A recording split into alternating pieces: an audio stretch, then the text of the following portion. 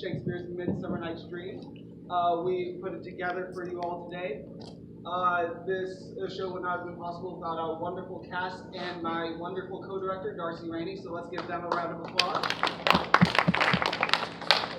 We've had a few people who had to drop out last minute and whatnot, so one of our actors today will be reading off of a script.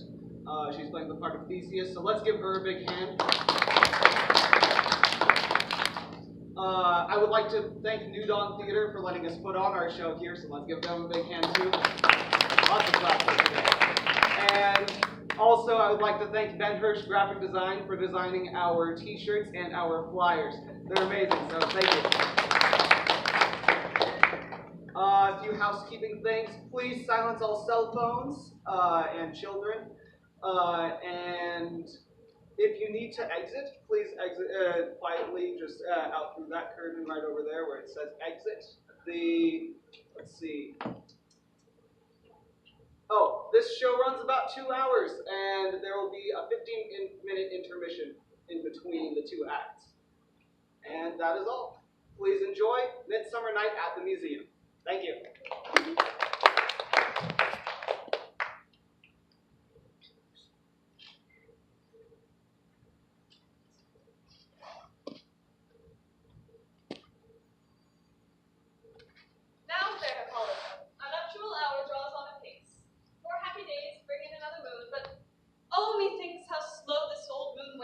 She lingers my desires like a stepdame or a dowager, long withering out the young man revenue. 4 days will quickly seat themselves in the night, 4 nights on. Quickly dream away inside, and behold the guide of our son. Hippolyta, I wooed thee with my sword, and I won thy love doing thee injury. But I will wed thee in another key, with pomp, with triumph, with reveling. Happy be Theseus, our renowned duke! Thanks, good Aegeus. What the news with thee? Full of vexation come I, with complaint against my child, my daughter Hermia. Stand forth, Demetrius. My noble lord, this man hath my consent to marry her. Stand forth, Lysander. And my gracious duke, this man hath bewitched the bosom of my child. Thou, Lysander, thou hast given her rhymes and interchanged love tokens with my child. Thou hast by moonlight at her window sung with feigning voices verses of feigning love, and stolen the impression of her fantasy with bracelets of thy hair, rings, gauds, conceits, knacks, trifles, nosegays, sweetmeats, messengers of strong prevailment in unhardened youth. With cunning hast thou filched my daughter's heart, and turned her obedience, which is due to me, to stubborn harshness. And be it so she will not hear before your grace consent to marry with Demetrius. I beg the ancient privilege of Athens, as she is mine, I may dispose of her, which shall be either to this gentleman or to her death, according to our law immediately provided in that case. What say you, Hermia? Be advised, her maid, to your father should be as a god, one that composes your beauties, yea, and one to whom you are but a form in wax, by him imprinted within his power, to leave the figure or disfigure it. Demetrius is a worthy gentleman. So is Lysander. In himself he is, but in his kind, wanting your father's voice, the other must be held the worthier. I would my father look, but with my eyes. Rather your eyes must with his judgment look. I beseech your grace that I may know the worst that may befall me in this case. If I refuse to wed Demetrius. Either to die the death, or to abjure forever the society of men. Christ bless that they who master their blood, to undergo such maiden pilgrimage. But earthlier happy is the rose distilled, than that which withering on the birch of thorn grows, lives, and dies in a single blessing. So ever grow, so live, so die, my lord. Take time and pause. By the next new moon, the sealing day between my love and I, for everlasting bond of fellowship, upon that day, either prepare to die for disobedience to your father's will, or else Demetrius you will wed as he would, or on Diana's altar to protest for I single austerity and single life. Land, sweet Hermia, and Lysander, yield thy crazed title to my certain right.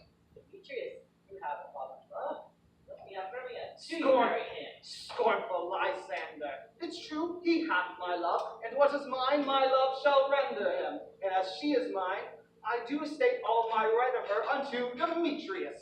I am, my lord, as well derived as you, as well possessed. My love is more than his. My fortune every way is fairly ranked, if not with advantage as Demetrius's. And what more than all he throws of convenience, I am beloved of beauteous Hermia. Why should not I then prosecute my right? Demetrius, all about his head, made love to Nadar's daughter Helena, and she, sweet lady, devoutly dotes in idolatry upon this spotted and inconstant man. I must confess that I have heard so much. For you, fair Hermia, look to arm yourself to fit your father's fancies, or else the law of Athens yields you up, which by no means we may extenuate, to death, or to a vow of single life. Demetrius and Aegeus, go along. I must employ you in some business. Hence our nuptial and parley of something that nearly concerns yourselves. Why is your cheek so pale? How chance there to the roses fade so fast? For want of rain, which I can look into I mean, for aught that I could ever read, could ever hear by tale or history, the course of true love never did run smooth. Either it was different in blood.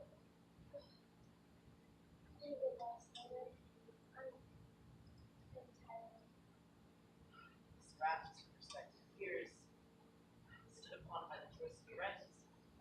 Or if there were sympathy in choice, or death or sickness to lay siege to it, making it momentary as sound, swift as a shadow, short as any dream, brief as the lightning in the colleague night, that its gleam unfolds both heaven and earth, and ere man has power to say, behold, jaws of darkness devour its way. But we must teach our children, if it is customary law. A good persuasion. Therefore, hear me, Hermia. I have a widow aunt, a dowager, great her, and she hath no child. From Athens is her house from over 7 leagues, and she respects me as her only son. There, gentle Hermia, may I marry thee, and to that place the sharp Athenian law cannot pursue us, if thou lovest me then. Steal forth from thy father's house tomorrow night, and in a wood a league without tower, Helena, to observance to a more Dominican. There shall I stay with thee. Good Lysander, I swear to thee by Cupid's strongest bow, in that same place that thou hast appointed me, torture and Keep promise, love. Look, here comes Helena. Come to me, fair Helena. Is there a way? Call you me fair, that fair again say. Demetrius loves your fair. Oh, happy fair. Your eyes are like stars, and your tongue sweeter, more tunable than larks and shepherd's ears. When wheat is green and hawthorn buds appear. Sickness gadging. Oh, were favor so, this would I kept fair hair ere I go. Oh, my eyes should catch your eyes, my ears should catch your voice, my tongue should catch your tongue's sweet melodies. Oh, were the world mine, Demetrius being baited, the rest I give thee to you translated. Teach me how you smile, and with that art, you sway the motions of Demetrius' heart.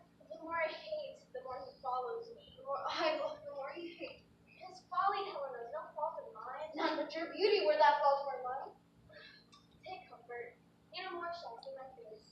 Lysander myself is that please. Helena, to your minds we will unfold. Tomorrow night, Phoebe doth behold her silver visage of a watering glass, decking with liquid pearl and bladed brass. The time that lovers' lights doth still conceal, to Athens' gates good goodbyes to seal. There my Lysander myself shall meet. We must from Athens turn our eyes to seek new friends and surely companies. Farewell, sweet playfellow. Pray thou for us. Good luck grant thee thy Demetrius. Keep hold, Lysander. We must drop ourselves and never sleep. I will, my Hermia. Helena, adieu. And as you on him, Demetrius dote on me. How happy some or other some can be. Through Athens I am thought as fair as she, but what of that? Demetrius thinks not so. He will not know, but he do know. I will go tell him of fair Hermia's wife, then he will to the forest tomorrow night.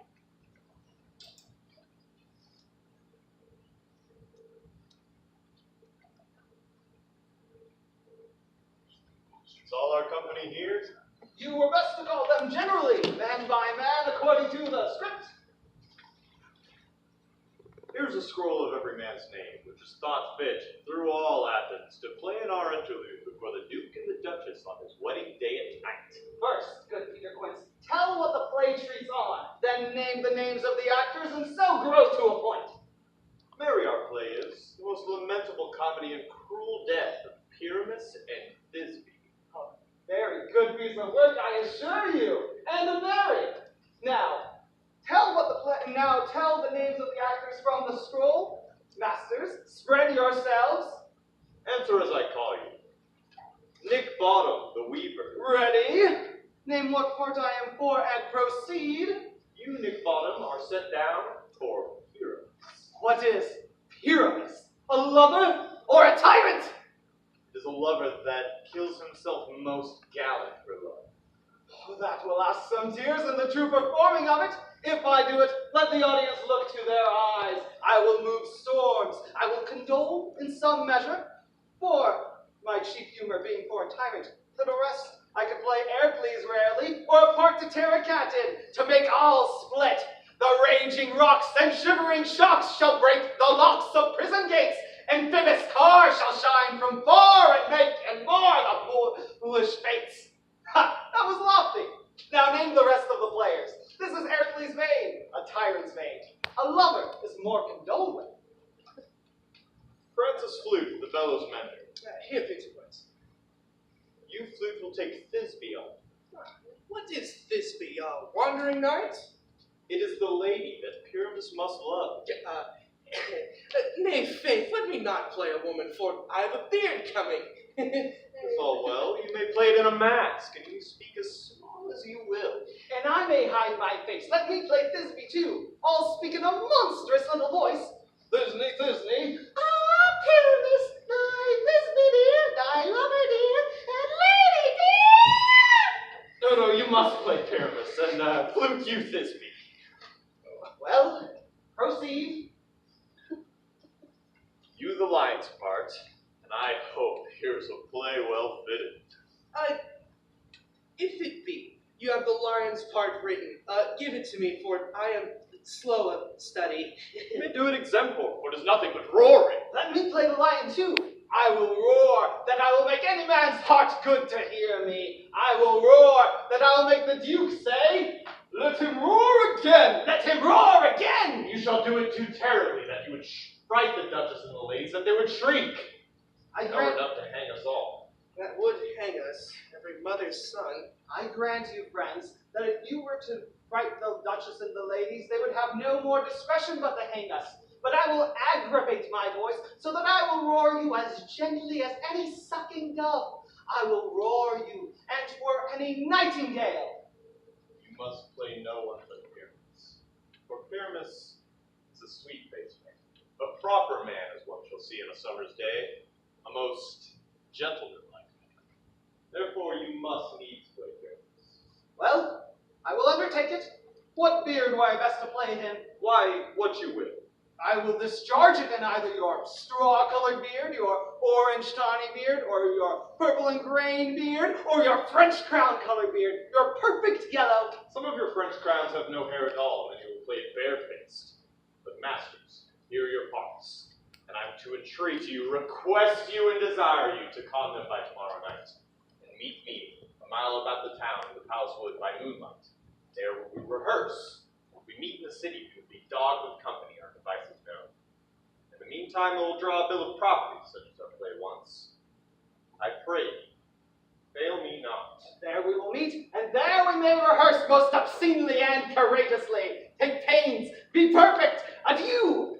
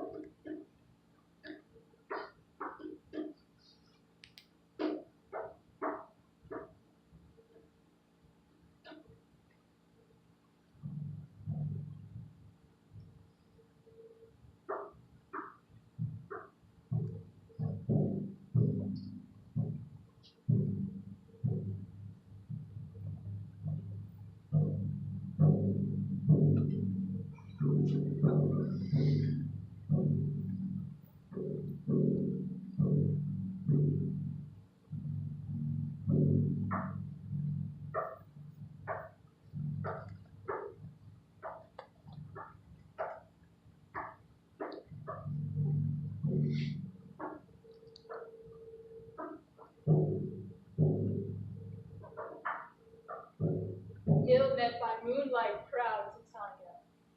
Jealous of her. Very sweetness. I formed sworn this bed company. Terry, rash, wanton, am not I thy lord? And I must be thy lady. But I know when thou hast stolen away from fairyland, playing on pipes of corn and dressing love to anger Scylla. Why art thou here, come from the farthest step of India? Is it for that forsooth bouncing Amazon, your buskin mistress and Amazon warrior? To be wedded to Theseus, and you come to give their bed joy and prosperity? How canst thou thus for shame to Titania? Glance at my credit with Hippolyta, knowing I know thy love to Theseus. Oh, these are the fortunes of chance. Never have we met in the middle of summer spring on hill, in dale, forest, or mead, by paved fountain or by rushing brook, to dance our marches in the rings of whistling winds. Oh, but thou hast destroyed our springs. Romantica, it lies in you. Why should Titania cross her Oberon? I do but beg a little changeling boy to be my henchman. Set your heart at rest. Fairyland rides not the child of Lydia. His mother was a woman, and Vultress of my order. It's for her sake that I will live the child. For her sake, I will not hurt her. How long within this wood intend you say? Perchance till after Theseus' wedding day. If you will patiently dance in our rounds and see to our moonlight revels, go with us. If not, shun me and I'll spare thee thy haunts. Give me that boy and I will go with thee. Half for the fairy kingdom. Fairy see hints. I will chide downright, I will understand. Well, go thy way. Thou shalt not from this throne till I torment thee for thy injury. My gentle Puck, come hither. Thou rememberest since once I sat upon a promontory to hear the sea maid's music. I remember. That very time I saw, but thou couldst not, flying between the cold moon and the earth, Cupid all armed a certain aim he took, and loosed his love shaft smartly from his bow, as it should pierce 100,000 hearts. But mark thy where the golden Cupid fell. It fell upon a little western flower, before milk white, now purple with love's root, and maidens call it love in idleness. The juice of it on sleeping eyelids laid upon the next live creature that it sees. Fetch me this flower, and be thou here again, ere the Leviathan can swim away. I'll put a girdle about the earth in 40 minutes.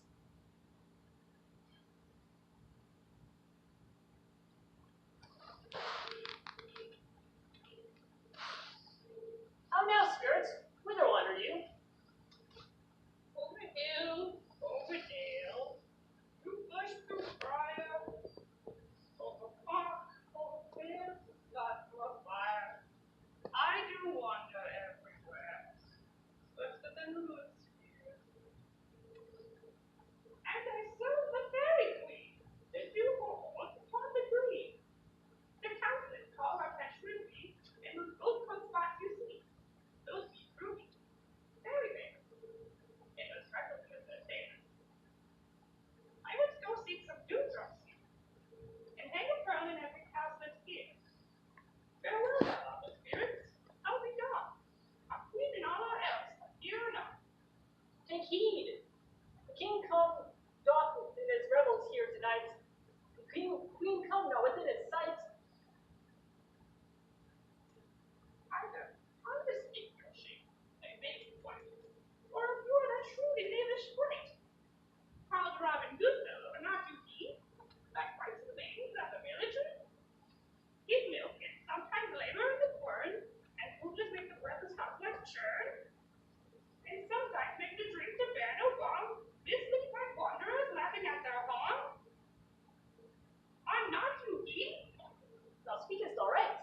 I am that very wonder of the night. I jest to Oberon and make him smile, while a fat and being fed a horse beguile. Nay, in likeness of a filly foal, and sometimes love guide a gossip school. In the very likeness of a roasted crab, and when she drinks, against her lips I bob. On her wither dewlap pour the ale, the wisest aunt, telling the saddest tale. Sometime for 3-foot stool mistaketh me, and slipper from her mom down topple she, and Taylor cries and falls into a cough, and all choir holds her hips and law.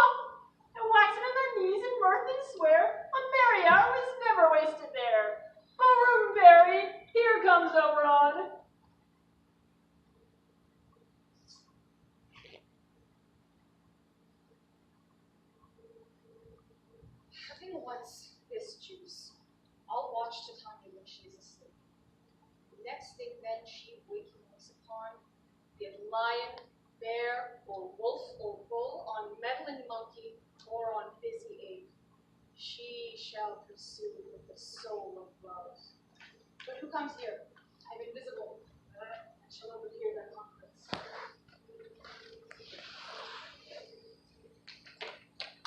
I love thee not, therefore pursue me not. Where is Lysander and fair Hermia? Thou toldst me they were stolen unto these woods. And here I am enwoed within these woods because I cannot meet my Hermia. Hence, get thee gone and follow me no more.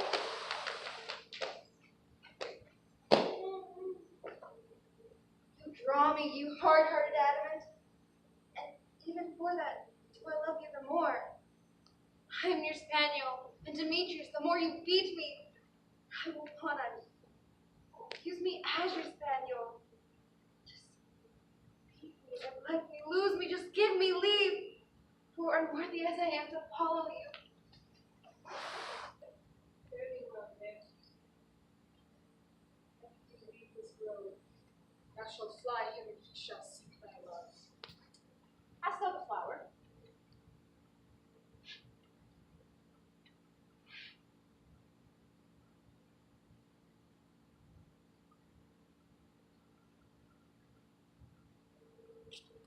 Aye, there it is. I pray thee, give it me. There sleeps Titania sometime in the night, lulled with these flowers and dances and delight. And with the juice of this I'll streak her eyes and make her full of hateful fantasies. Take thou some of it, and seek through this grove. A sweet Athenian lady is in love with a disdainful youth. Anoint his eyes, but you can sew the next thing he espies, may be the lady. Thou shalt know the man by the Athenian garments he hath on. Effect it with some care that he may prove more fond on her than she upon her love. Fear not, my lord. Your servant shall do so.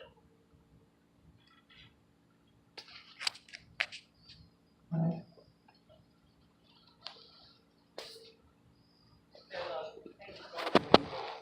Speak short. God away. Rest to see her. Tarry for the time. It's so nice, Heather. Find you on bed. What's on this thing? Sure shall serve as a field for us both. Hearts, listen, bed, you both. And then it was realized, Heather, for my sake, and here, and out there. You know. Oh, sweet. Take a sense of my innocence. I mean that my heart is much glorious itch because I've got one heart to think of it. Less than the oath to those that sent us. Oath. You are saying a riddle, my gentle friend, your loving friend. I'm for God, and lost. So far, be gentle. I love you. Amen, amen. To that fair prayer. And life when I have loyalty. Here is my bed. Sleep give thee all these rest.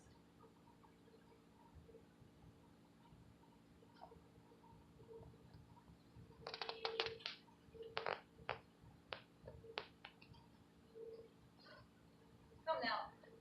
A roundel and a fairy song. Sing me now asleep, and then away to your offices and a lovely rest.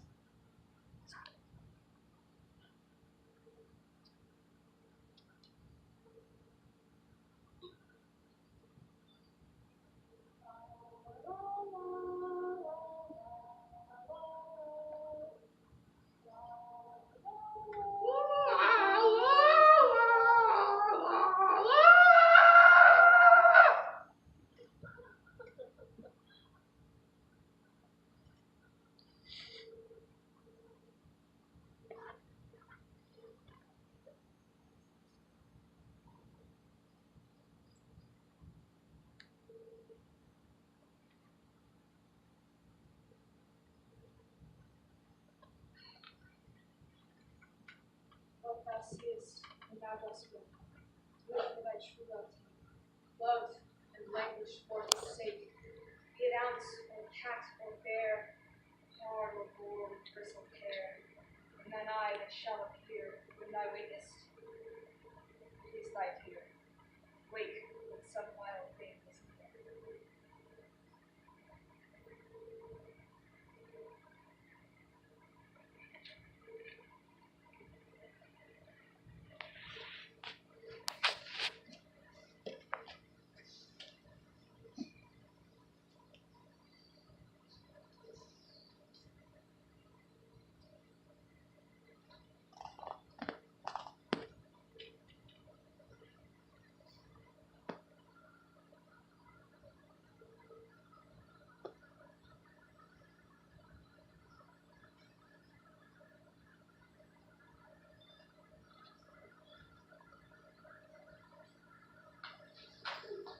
Stay, don't kill me, Demetrius! I charge thee, hence, do not love me thus.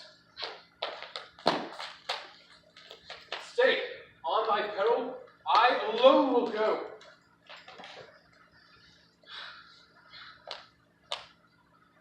Oh, I am out of breath in this fond chase.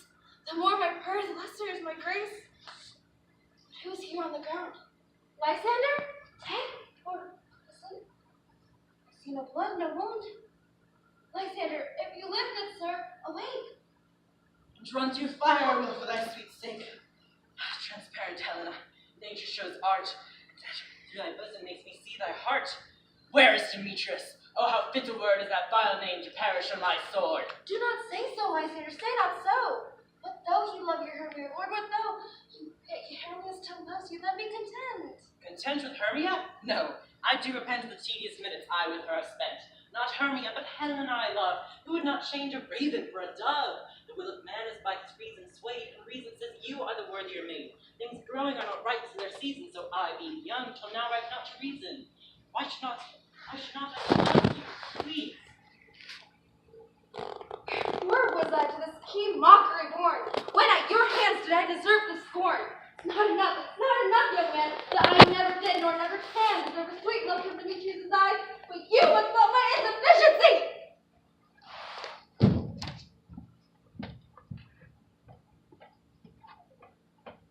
Sleep thou, Hermia. Hermia, sleep thou there. Never mayst thou come Lysander near. For as a serpent with the sweetest name, the deepest loathing to the stomach bring. This tide here sees fallen into Eve. The hate I bear for thee. And all my powers, lend your love and might to honor Helen and to be her knight.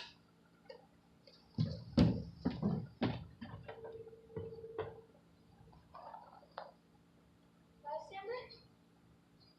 What removed? Lysander? Lord?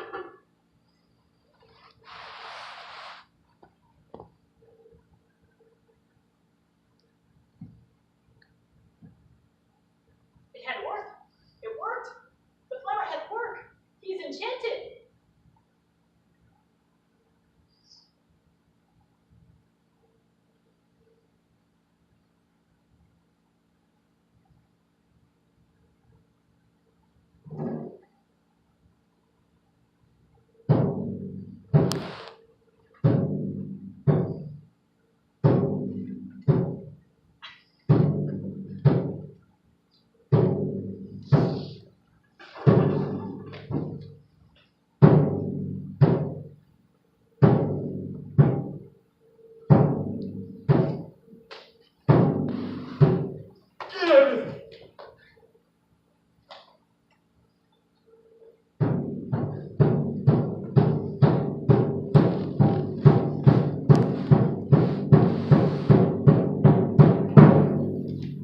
Are we all met? Packed. And here's a marvelous, convenient place for our rehearsals. This plot shall be our stage. Let's not learn break our tiring house. We shall do it in action as we will do it before the Duke. Peter Quince, What sayest thou, Believer? there are things in this tragedy of Pyramus and Thisbe that will never please. First, Pyramus must draw a sword to kill himself, which the ladies cannot abide. How answer you that? Briar like in a perilous spirit. I believe we must leave the killing out when all is done. Not a whit. I have a device to make all well. Write me a prologue, and let the prologue seem to say that we will do no harm with our swords, and that Pyramus is not killed indeed. And, for the more better assurance, tell them that that I, Pyramus, am not Pyramus, but Bottom the Weaver. This will put them out of fear. We will have such a prologue, and it will be written in 8 and 6. No, make it 2 more. Let it be written in 8 and 8. Will the ladies not be afeard of the lion? I fear it, I promise you. Masters, you ought to consider with yourselves to bring in God shield us. A lion among ladies is a most dreadful thing. For there is not a more fearful wild fowl than your lion living, and we ought to look to it. Therefore, another prologue must tell that he's not a lion? Nay, you must name his name, and half his face must be seen through the lion's neck, and he must speak through, saying thus or to the same effect, ladies, or fair ladies. I would wish you, or I would request you, or I would entreat you, not to fear, not to tremble, my life for yours. For if you think I come hither as a lion, it were pity of my life. No, I am no such thing. I am a man as other men are. And then let him tell them plainly he is Flute the bellows mender. That is all well, but there's 2 hard things, that is. To bring moonlight into a chamber, for Pyramus and Thisbe says the story did meet by moonlight. Don't the moon shine the nights we play our play? A calendar, a calendar. Look in the almanac. Find out moonshine. Find out moonshine. Yes, it does shine that night. Then may we leave a casement of the great chamber window where we play our play open, and the moon may shine in at the casement. Aye, or else one must come in with a bush of thorns and a lanthorn and say he comes to disfigure or present the person of moonshine. And there is another thing. We must have a wall in the great chamber, for Pyramus and Thisbe says the story did speak through the chink of a wall. Never bring in a wall, and what say you, Mark? Some man or other must present wall, and let him have some plaster or some loam or some rough cast about him to signify wall, and let him hold his fingers thus, and through that cranny shall Pyramus and Thisbe whisper. Well, if that may be, then all is well. Come, sit down, every mother's son, and rehearse your parts. Pyramus,